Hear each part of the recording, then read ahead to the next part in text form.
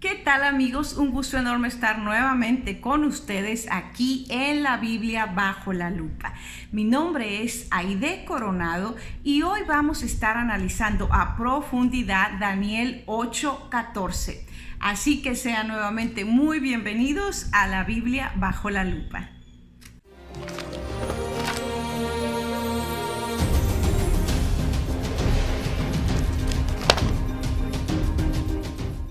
Bueno, pues bienvenidos nuevamente, comencemos y voy a comenzar haciendo un leve repaso de Daniel 7. Vayan a los programas anteriores y pueden ver que tuvimos una serie de todo el capítulo de Daniel 7 en varios programas y básicamente entre Daniel 7 y Daniel 8 hay un paralelismo. Básicamente el libro de Daniel nos viene repitiendo las mismas cosas, pero con diferentes simbolismos. Es como que el método de Dios es repetitivo y usa diferentes simbolismos para decirnos lo mismo. Recuerden. Y empezamos con la estatua y no nos debemos salir de esos reinos porque están establecidos por Dios y ese es el margen que nos marca Babilonia, Medo-Persia, Grecia, Roma, y Roma se divide en Roma imperial y Roma papal, y luego en nuestros tiempos pues es Europa dividida. Ese es el marco que Dios nos marca y de ahí son los mismos reinos pero representados de diferentes maneras. Entonces yo quiero hacer un pequeño, para que sea más fácil. Muchas veces Daniel 8 es bastante complicado porque trae fechas, porque es muy específico, porque hay que meterse a estudiar otros temas bien amplios para poderlo entender. Entonces nada más les quiero hablar un poquito del paralelismo tan interesante que hay. En Daniel 7 se nos están hablando de todo, otra vez la repetición, los reinos, ¿no? Babilonia, Medo-Persia, Grecia, Roma, pero Daniel 7 termina con el juicio en el cielo. Recuerden que en el cielo hay un juicio, después lo vamos a ver en Apocalipsis, también habla de esto, Daniel habla de esto, toda la Biblia habla del juicio. Y el juez se sentó y los libros fueron abiertos, dice una parte de la Biblia. Entonces Daniel 7 termina con el juicio en el cielo. Ahora vamos a Daniel 8. Daniel 8 ya no menciona a Babilonia, pero empieza con Medo-Persia. Entonces es Medo-Persia, Grecia, Roma, y termina en Daniel 8:14 con la purificación del santuario. Entonces aquí les estoy mencionando que hay un paralelismo. Entonces, si Daniel 7 termina con el juicio en el cielo, la purificación del santuario tiene que ser algo referente a un juicio en el cielo. Dios como que nos está dando pistas desde antes.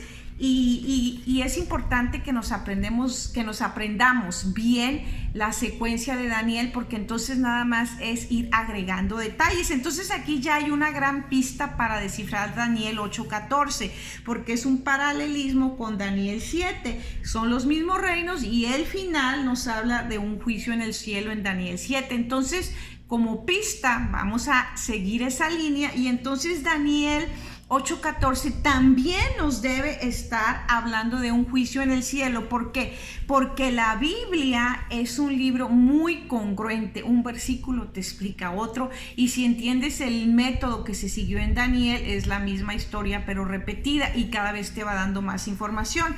Así que vamos a leer Daniel 8:14 y él dijo: hasta 2300 tardes y mañanas, luego el santuario será purificado. Ok. En esta primera parte voy a hacer varios programas porque es bastante amplio y voy a tratar de resumirlo lo más que se pueda. Bueno, para entender Daniel 8:14 definitivamente tenemos que entender el santuario. Ahora, otro detalle bien importante que les voy a dar, que ahorita lo vamos a comprobar en la Biblia, es que había dos santuarios. Uno era el tabernáculo que estaba aquí en la tierra, donde el pueblo de Israel pues seguía este método de enseñanza que prefiguraba a Cristo Jesús y el método que Dios iba a usar para salvarnos. Pero la Biblia nos dice que eso es sombra y figura del santuario celestial, del santuario que está en el cielo. Y esto es bien importante que lo entendamos porque está totalmente conectado con Daniel 8:14. Daniel 8:14 nos está hablando de un santuario, que el santuario será purificado. Y si el paralelismo lo hacemos con Daniel 7, nos habla de un juicio, y ese juicio se llevó a cabo en el cielo. Entonces, Daniel 8 nos tiene, por lo tanto, que estar hablando, Daniel 8:14, de un juicio en el cielo también. Entonces es bien importante que entendamos que también hay un santuario celestial y que en todo el proceso del santuario, de principio a fin, se termina con un juicio. Entonces, para que lo entendamos mejor, vamos a explicar a muy grosso modo el santuario, porque podíamos llevarnos, yo me imagino que en las clases de Biblia, de teología, de los seminarios, pues se llevan semestres enteros estudiando el santuario. El santuario, como ya lo dije, es el método que Dios diseñó para explicarnos a los humanos cómo Él nos iba a salvar. Lo que el sacerdote hacía todos los días en el santuario era un servicio de intercesión por el pueblo. ¿Y cuál era exactamente ese método a seguir? Había que haber derramamiento de sangre, porque ya lo dije, sin derramamiento de sangre no hay perdón de pecados, y esto simboliza a que Cristo tenía que venir a morir para pagar el precio. Por más que nosotros nos esforzáramos, ningún ser humano podía pagar ese precio. Tenía que ser alguien puro, sin pecado, sin mancha, que nunca había pecado. Nuestro Señor Jesucristo era el único que podía venir a salvarnos y lo aceptó. Entonces ese cordero simbolizaba esa sangre preciosa y pura de nuestro Señor Jesucristo. El sacerdote todos los días realizaba este proceso con el pueblo, y el sacerdote entraba al lugar santo, y en el lugar santo el sacerdote esparcía la sangre de ese cordero que simbolizaba la sangre de nuestro Señor Jesucristo. Y entonces el sacerdote fungía como una especie de intercesor que prefiguraba a nuestro Señor Jesucristo también. Y entonces los pecados quedaban en el velo, pero hasta ese punto todavía estaban esos pecados ahí en el velo. Vamos a leer un poquito para que lo podamos entender de manera más clara lo que les estoy explicando. Voy a leerlo, tal vez les aclare más si lo leo. Dice así: el santuario del desierto era un modelo a escala del santuario celestial. Los servicios del santuario terrenal prefiguraban el plan divino de salvación. Cada sacrificio ofrecido representaba el sacrificio de Jesús en la cruz del Calvario. Jesús no es solo el cordero que murió por nosotros, sino también el sacerdote que vive por nosotros. Muy interesante, Jesús es el que hace todo el proceso en el santuario. Él es el cordero, Él es el sacerdote, Él es el sumo sacerdote, y al final el Padre le entrega todo el juicio al Hijo.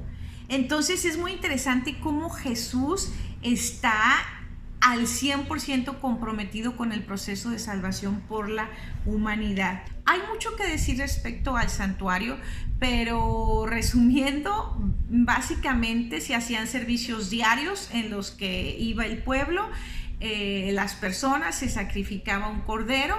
El sacerdote entraba al lugar santo y esparcía la sangre del cordero como un simbolismo de la sangre de Jesucristo que nos iba a venir a limpiar de todo pecado.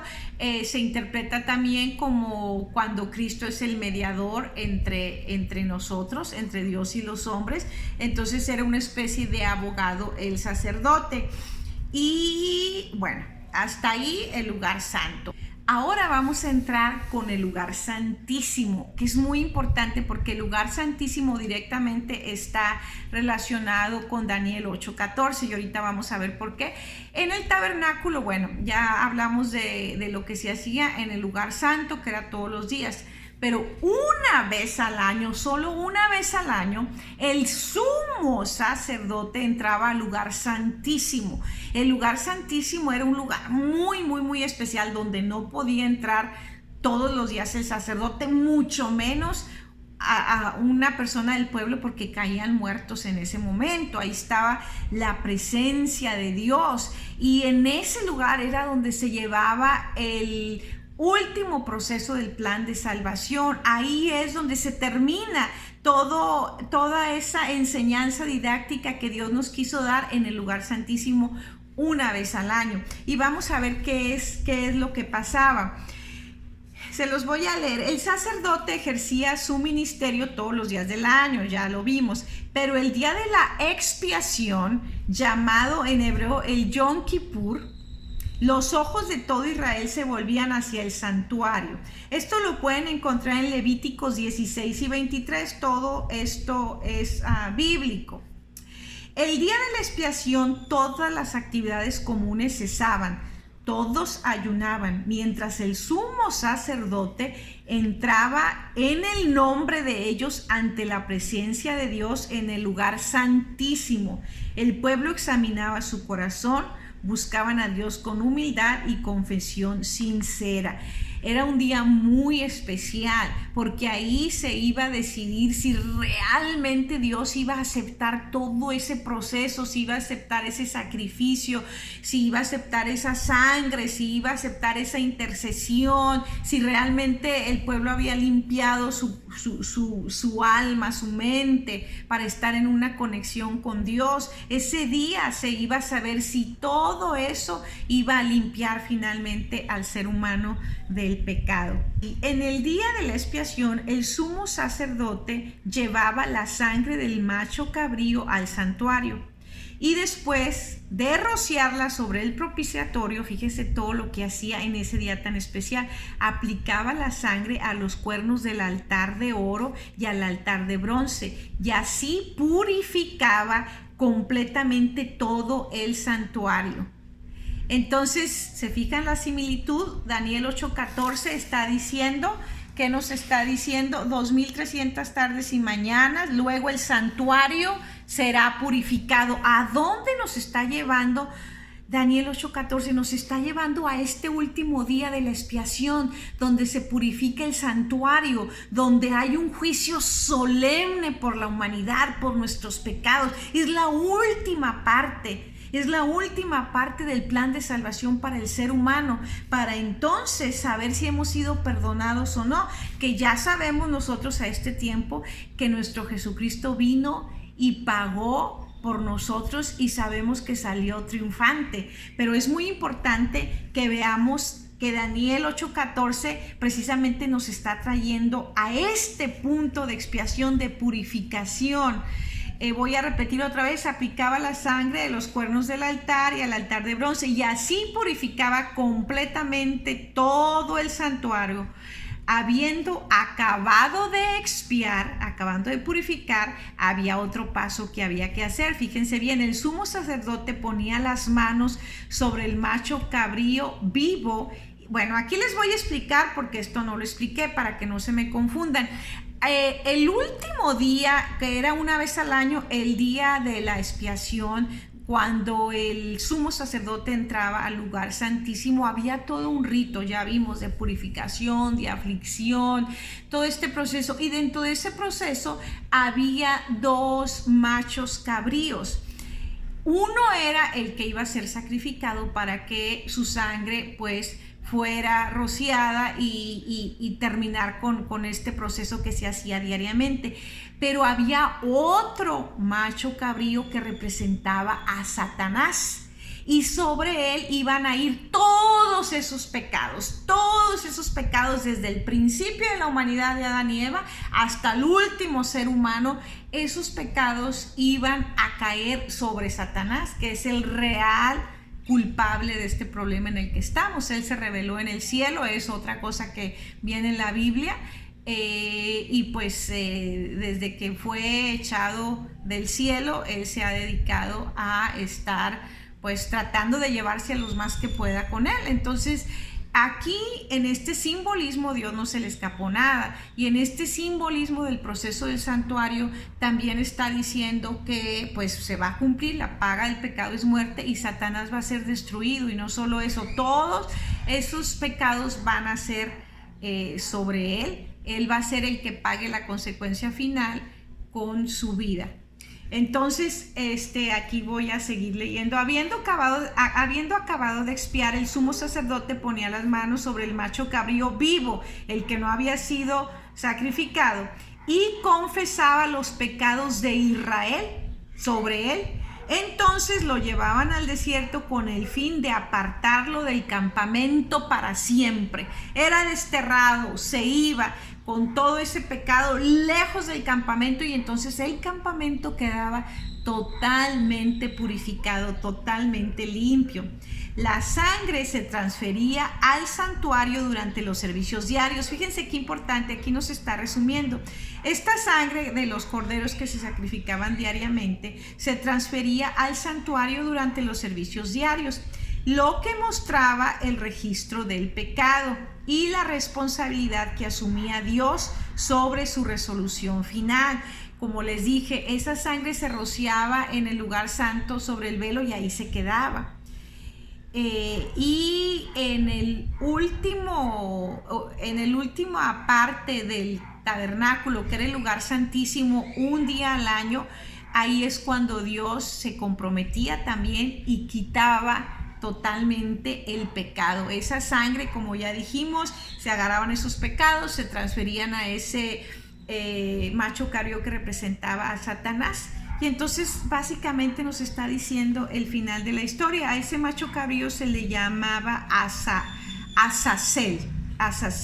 La sangre, voy a volver a repetir, la sangre se transfería del santuario durante los servicios diarios, lo que mostraba el registro del pecado. Esto lo pueden ver en Jeremías 17:1, y la responsabilidad que asumía Dios sobre su resolución final. Ahora, en el día de la expiación, esta sangre se transfería fuera del santuario y se colocaba sobre la cabeza del macho cabrío Azazel, que representaba a Satanás y revelaba que su responsabilidad final por el problema del pecado, y revelaba su responsabilidad final por el problema del pecado. Este macho cabrío, fíjense, este macho cabrío era conducido lejos en el desierto para que al final del día de la expiación Dios tuviera un santuario limpio y un pueblo limpio. Ahora sí vamos a retomar Daniel 8:14, porque entonces ya entendemos el contexto. Hay que entender perfectamente el contexto para poder entender la Biblia. Entonces, fíjense, todo este tiempo, más de 20 minutos, para entender el contexto en el que nos está hablando Daniel 8:14. Y él dijo, hasta 2300 tardes y mañana, luego el santuario será purificado. Entonces ya entendimos el contexto. Nos dijo que nos está hablando del santuario que va a ser purificado. Ya entendimos lo que pasa en el Yom Kippur, el día de la expiación, cuando el santuario es purificado. Entonces nos vamos a ir ahora a reafirmar el concepto del santuario celestial para que nos quede bien claro Daniel 8:14. Y entonces vamos a ver más específicamente lo que se dice acerca del santuario que está en el cielo, porque a eso se refiere Daniel 8:14. Este santuario que va a ser purificado, pues no va a ser aquí en la tierra, va a ser allá en el cielo, la parte final, porque acuérdense, cuando nuestro Señor Jesucristo fue crucificado, cuando Él murió, el velo del templo fue rasgado de arriba hacia abajo, siendo que era un lugar que el que lo volteara a ver, si se metía a ver qué había dentro, moría. Y quedó expuesto y no pasó nada, nadie murió, dando a entender nuestro Señor Jesucristo que ahora el siguiente paso del proceso en este juicio era en el santuario celestial. Ahora nuestro Señor Jesucristo iba a ascender, iba a empezar a fungir como sacerdote en el lugar santo, como intercesor, ministrando por nosotros. Por eso el único intercesor entre Dios y los hombres es nuestro Señor Jesucristo, no hay otro, y es bíblico. El problema es que no estudiamos a profundidad la Biblia. Y yo muchos años me pregunté, bueno, ¿por qué si el Señor Jesucristo murió y ya perdonó nuestros pecados, por qué no vino? Pues ya fue, perdonó nuestros pecados, nuestro Padre lo resucitó y pues ya debía de haber venido, porque han pasado tantos años, 2000 años más o menos, y no ha venido. Y yo decía, ¿por qué? ¿Qué está pasando? No entendía el santuario.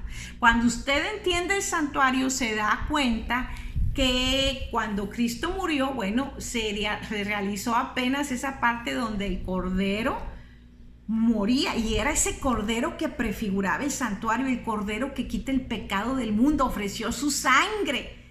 Y entonces ese cordero, Dios lo acepta, esa sangre preciosa, hermosa, pura, que es la que nos trajo salvación, y entonces nuestro Señor Jesucristo va al cielo, y entonces continúan con el plan de salvación que está prefigurado, todo lo que se nos explicó.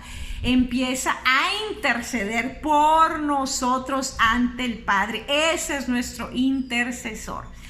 Entonces, pero aquí Daniel, entonces por eso es que Cristo no vino inmediatamente después de que ascendió al cielo, porque lo que seguía en el santuario era que Él fuera nuestro intercesor diariamente, lo que hacía el sacerdote en el lugar santo. Así que nuestro Señor Jesucristo pasó a ser sacerdote. Después de ser el sacrificio del cordero, ahora fue el sacerdote. Pero en Daniel 8:14, nuestro Señor tiene otra función, que es la de sumo sacerdote, y lo vamos a ir viendo. Nos está llevando, acuérdense, Daniel 8:14, pues al día de la purificación, de la expiación, y ese día era una vez al año el lugar santísimo. Ahí está la pista bien clara. Entonces les voy a leer para remarcar esta información, para que vean que esto tienen que leer Hebreos de punta a punta para que entiendan, con mucho cuidado, con oración, con meditación, para que Dios les pueda mostrar. Tienen que meditar en Hebreos con mucha oración. Dice Hebreos 8:1-5, se los voy a leer. Dice: ahora bien, el punto principal de lo que venimos diciendo es que tenemos tal sumo sacerdote. Aquí ya se nos está hablando del sumo sacerdote, que es nuestro Señor Jesucristo. Tenemos tal sumo sacerdote, el cual se sentó a la diestra del trono de la majestad en los cielos, ministro del santuario y de aquel verdadero tabernáculo que levantó el Señor y no el hombre. Aquí Pablo nos está diciendo clarísimo que nuestro Señor Jesucristo es el sumo sacerdote, pero no del templo que se levantó en la tierra, sino del que levantó el Padre en el cielo. Voy a leer un poquito más, vamos a leer del 3 al 5, dice: porque todo sumo sacerdote, está explicando Pablo un poquito más, porque todo sumo sacerdote está constituido para presentar ofrendas y sacrificios, por lo cual es necesario que también éste tenga algo que ofrecer. Así que si estuviese sobre la tierra, ni siquiera sería sacerdote. Está refiriéndose a nuestro Señor Jesucristo. Habiendo pues a un sacerdote que presenta las ofrendas según la ley. Pablo está diciendo, bueno, pues en la tierra había sacerdotes. No era la función del Señor Jesucristo ser sacerdote aquí en la tierra.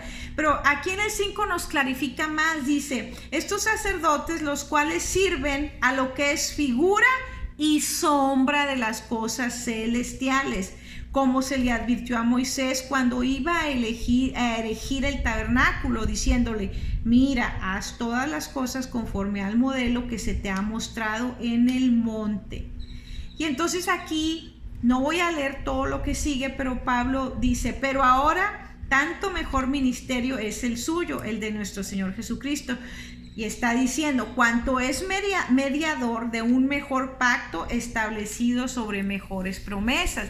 Y es este pacto que estamos hablando, de que ahora nuestro Señor Jesucristo es nuestro sacerdote y nuestro sumo sacerdote. Bueno, vamos a continuar. Voy a leerles Daniel. Me voy a saltear todo lo anterior. Ustedes léanlo luego con cuidado. Yo me voy a saltear a Hebreos 9, 11 y 12 para seguir ahondando en esto. Dice así: pero estando ya presente Cristo, sumo sacerdote de los bienes venideros por el más amplio y más perfecto tabernáculo, no hecho de manos, es decir, no de esta creación. Y no por sangre de machos cabríos ni de becerros, sino por la propia sangre. Fíjense muy bien, entró una vez y para siempre en el lugar santísimo, habiendo obtenido eterna redención. Aquí nos lo dice muy claro. Nuestro Señor Jesucristo entró una vez y para siempre al lugar santísimo. Aquí en la tierra era una vez al año, una vez al año, una vez al año. Repetición, repetición, repetición, el método de enseñanza de nuestro Señor Jesucristo. Pero aquí Pablo muy claro nos está diciendo que ya pasó nuestro Señor Jesucristo del lugar santo al lugar santísimo. Acuérdense, nuestro Dios es perfecto y sigue una secuencia y nunca se ha saltado un evento. A veces nosotros nos desesperamos, quisiéramos que ya estuviéramos en un lugar donde no hay muerte, ni dolor, ni lágrimas, pero hay un proceso que seguir. Y aquí nos está diciendo Pablo que Cristo pasó del lugar santo al lugar santísimo para interceder una vez y para siempre. Ya no es necesario como se hacía en la tierra una vez al año, aquí una vez y para siempre. Y ¿saben qué dice el tan hermoso que obtuvo la victoria? Entró una vez para siempre en el lugar santísimo, habiendo obtenido eterna redención por nuestros pecados. Eterna redención, ya estamos casi al final. Pero aquí es muy importante que entendamos que en Daniel 8:14 se le está dando una fecha. Hasta 2300 tardes y mañanas, entonces el santuario será purificado. Eso lo vamos a ver en el otro programa. Aquí ya entendimos que el evento del que habla Daniel 8:14 es que nuestro Señor Jesucristo entró al lugar santísimo en el cielo para la fase final del juicio de investigación. En la fase final del lugar santísimo pues era el juicio, ya lo vimos, el pueblo tenía que estar con un temblor, con un arrepentimiento, con una limpieza. ¿Por qué? Porque se iba a ver si morían o si vivían. Entonces aquí nos está hablando del juicio, de la fase final del juicio. Por último, quiero leer Hebreos 12 al 15. Bueno, vamos a continuar, ya leímos el 12.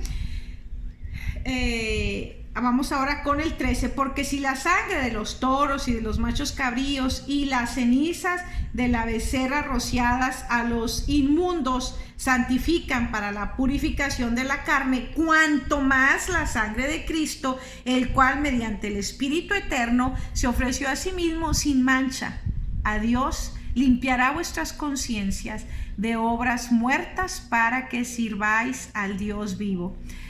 Y el 15 dice: así que por eso es mediador de un nuevo pacto, para que interviniendo muerte para la remisión de las transgresiones que había bajo el primer pacto, los llamados reciban la promesa de la herencia eterna.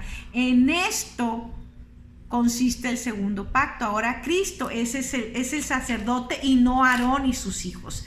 Ya acuérdense que el pueblo de Israel, pues solo Aarón y sus hijos podían ser sacerdotes perpetuos. No podía venir alguien que no fuera de la descendencia de Aarón a ser sacerdote, no podía. Era algo que no estaba permitido, pero ahora, bajo el nuevo pacto, viene una promesa mejor. Y entonces vemos el santuario terrenal y ahora se va al santuario celestial. Y nuestro intercesor es nada más ni nada menos que nuestro Señor Jesucristo, nuestro abogado, esa sangre preciosa, pura, el Hijo de Dios que estuvo intercediendo en el lugar santo, porque ya vimos que Jesucristo ya pasó del lugar santo al lugar santísimo. Y vamos en el siguiente programa a ver esa fecha que se nos da, porque a Daniel se le dio una fecha específica cuando esto pasaba, cuando nuestro Señor Jesús iba a hacer esta purificación. Muy interesante, hoy no nos vamos a meter con la fecha. Y bueno, vamos a leer, ya voy a terminar con los últimos versículos, Hebreos 9, 23 al 28, vamos a leer Hebreos 9, 23 al 28. Dice el 23: simplemente Pablo sigue remarcando lo que yo les he venido remarcando aquí. Fue pues necesario que las figuras de las cosas celestiales fueran purificadas así, pero las cosas celestiales mismas son mejores sacrificios que estos. Porque no, otra vez repite, porque no entró Cristo en el santuario hecho de mano, figura del verdadero, sino en el cielo mismo, para presentarse ahora por nosotros ante Dios. Qué cosa tan maravillosa. Ahora vamos a leer, vamos a seguir hasta el 28. Y no para ofrecerse muchas veces, como entra el sumo sacerdote en el lugar santísimo cada año con sangre ajena. De otra manera, está hablando de Jesús, le hubiera sido necesario padecer muchas veces a nuestro Señor Jesucristo desde el principio del mundo. Pero ahora, en la consumación de los siglos, Pablo fue el que escribió Hebreos, por eso es que les menciono que Pablo está diciendo esto. Pero ahora en la consumación de los siglos está diciendo Pablo, cuando esto pase, que Jesucristo pase del lugar santo al lugar santísimo, ya es casi al final, porque es la final del proceso de la salvación. Al final, dice él, de los siglos, se presentó una vez y para siempre por el sacrificio de sí mismo para quitar de en medio el pecado, lo que hacían en el Yom Kippur una vez al año. Y de la manera que está establecido para los hombres que mueran una sola vez y después de esto el juicio.